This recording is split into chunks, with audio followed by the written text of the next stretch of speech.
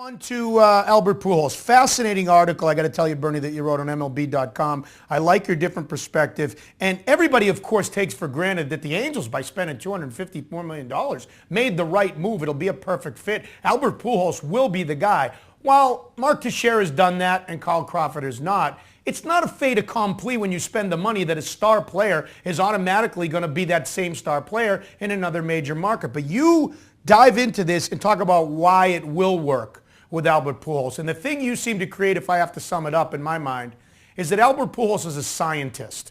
That he comes in here and he looks at hitting as a science. He does his homework. You can fool him once, and even that's rare, but you won't fool him again. He's the best of the best when it comes to that. That's why he'll be successful despite changing leagues. Am I summing it up right?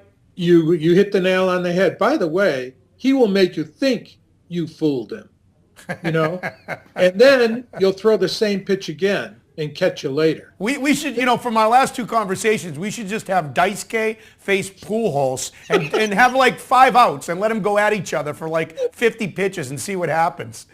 Well, I'm a real believer in this guy because I just think he's such a professional hitter. I really want you, Butch, to watch him on the on-deck circle. That's really fun. He is just staring at that pitcher. His eyes go nowhere else. And in the plate, his head doesn't move a quarter of an inch. I mean, this guy knows he's a scientist. You're right. That's a great word for who he is. Well, it's funny you say that because I used to watch Manny Ramirez, despite all the drug allegations and all this and that. Manny was the same way. The two things you just said, in the on-deck circle, Manny was a hitting savant.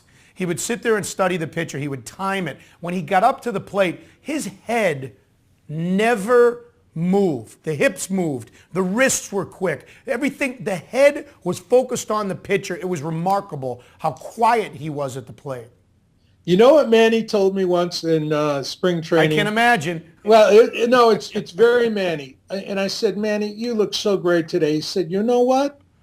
Sometimes I fool them. Most of the time they fool me. Is that Manny?